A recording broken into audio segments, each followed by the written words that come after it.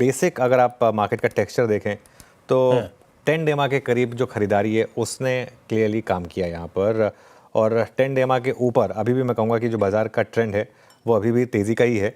और अगर आप इस गिरावट का इस्तेमाल अगर मंथ एंड कॉल्स ख़रीदने में करें तो वो जैसे आज चल गई, अगर आपने कल वो मंथ एंड कॉल्स ली होती तो वो कॉल्स में आज आपको प्रॉफिट मिल गया। ऐसे ही अब ये जो गिरावट आ रही है इसमें अगर आप बाइंग करें तो वो मेरे ख्याल से शायद एक मौका हो आपके लिए। इस चीज़ का ध्यान रखें कि इस बार जो एक्सपायरी है वीरूश्रेया, वो इस चीज़ का ध्यान रखना होगा आपको कि 31 जुलाई को है, तो इसके लिए समय आपके पास ज़्यादा है और इसके लिए लेट्स सी। और अगर इस बार निफ्टी ने 10 डे एक्सपेंशन मूविंग एवरेज इसको डिफेंड किया तो अच्छी बात है। हाँ, अगर 10 डे मार्क से आप फिसले तो फिर ऑब्वियसली लॉन्ग। देखिए क्लोजिंग ना, ये वो एक मुहावरा था ना हिंदी का, काटो तो खून नहीं, वो वाली बात है। मतलब कुछ समझ में नहीं आ रहा है कि हमारी 10 की 10 कहानियाँ तो मार्केट ने पूरी कर दी आज की।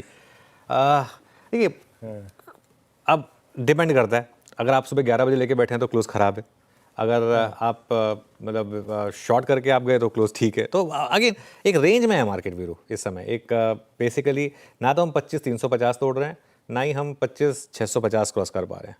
अभी भी हम एक रेंज में हैं। और इशू क्या हो गया ना, मैं आपको सच बताऊं ना, मैं अपने शब्दों को अगर थोड़ा सा मतलब माइंड ना करें अगर लोग, तो एक मंगलवार और थर्सडे ना अब एक माहौल, एक जैसे ट्रेडिंग का ना एक क्या बोले उसको, माहौल सा बन गया है ना, क्योंकि इतनी वॉलेटिलिटी मंगलवार और बृहस्पतिवार को होती है जिसका कोई लॉजिक नहीं होता है। जिस तरीके से अब आज का रिलायंस का चार्ट देखिए, कहीं सर पैर का कोई लॉजिक बन रहा है इसका, बट ठीक है अब जो है वो है। अब ये देखिए, ये आज का रिलायंस का चार्ट है। मतलब ये छोटे स्टॉक्स के ऐसे चार्ट होते हैं, इस तरीके के चार्ट जो आज रिलायंस का है। एक रेंज है। अब निफ्टी और बैंक निफ्टी ब्रेकआउट नहीं हो रहा है, लेकिन ब्रेक डाउन भी नहीं है। मैं फिर कह रहा हूँ, ब्रेक डाउन भी नहीं है। अभी तक हम 10 डेमा और 20 डेमा के ऊपर ही हैं। 25,350 के नीचे ही निफ्टी कमज़ोर होगा और 56,800 के डिसाइसिवली नीचे, आप कह सकते हैं आप 56,800 के नीचे, हम 56,800 के डिसाइसिवली नीचे ही बैंक निफ्टी कमज़ोर होगा। तब तक मैं फिर भी ये कहूँगा कि benefit of doubt up trend को ही दूंगा मैं।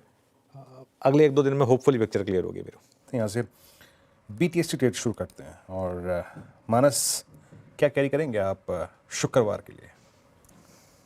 तो देखिए शुक्रवार के लिए 361 जो कि पहले IFL था, उसमें खरीदारी करके जाएंगे, उसके फ्यूचर में खरीदारी करेंगे। यहाँ पर एक फ्रेश ब्रेकआउट चार्ट पे देखने को मिला है, तो स्टॉप लॉस लगाएंगे 1214, 1214 के स्टॉप लॉस से इसके फ्यूचर में खरीदारी करेंगे और टारगेट 1285, 1285 करेंगे। ओके, 361 अब एफएनओ का स्टॉक है, ध्यान रखिएगा। शिल्पा जी, आप क्या कैरी कर रही हैं कल के लिए?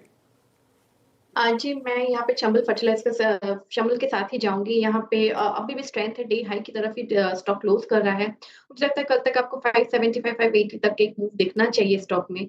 स्टॉप लॉस आप यहाँ पे फ्यूचर्स में कर रहे हैं, तो आप स्टॉप लॉस यहाँ पे 560 का मेंटेन कीजिए and look for targets of 575 से 580।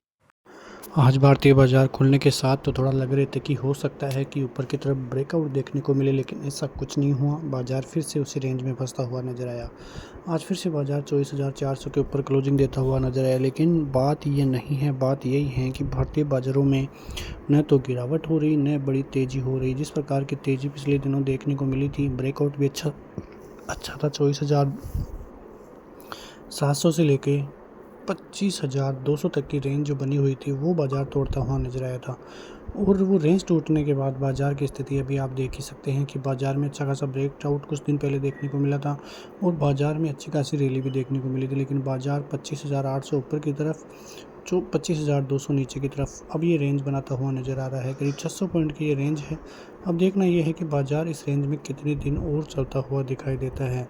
बाज़ार में करीब 50 पॉइंट की तेज़ी निफ्टी में, 207 गिरावट देखने को मिली और बैंक निफ्टी में भी करीब 200 पॉइंट की गिरावट देखने को मिली। वहीं सेंसेक्स भी करीब 150 से ज़्यादा पॉइंट की गिरावट दिखाता हुआ नज़र आ रहा था। तो सारा दिन ज़्यादा कुछ देखने को नहीं मिला।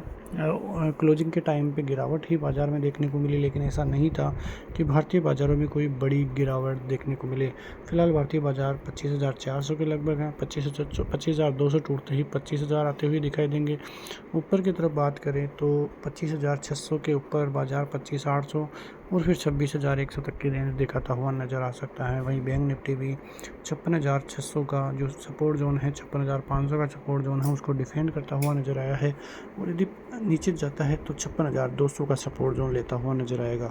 ऊपर की तरफ 56,800, 56,000, 57,000, 57,200, 57,600 तक बाजार फिर से जाता हुआ दिखाई दे सकता है। इकोनॉमिक कैलेंडर की बात करें तो आप देख सकते हैं नॉन फॉर्म पेरोल के आंकड़े आते हुए दिखाई देंगे आज, और उसके अलावा अनएम्प्लॉयमेंट का डेटा भी 6 बजे दिखाई देगा। जो है एक्चुअल कितना आएगा वो देखने वाली बात है, लेकिन जो फोरकास्ट है वो 4.3 का देखने को मिल रहा है। तो ये सभी चीज़ें कल के बाज़ार के लिए बहुत इंपॉर्टेंट रहेंगी। मिलते हैं नेक्स्ट वीडियो में, तब तक के लिए जय हिंद।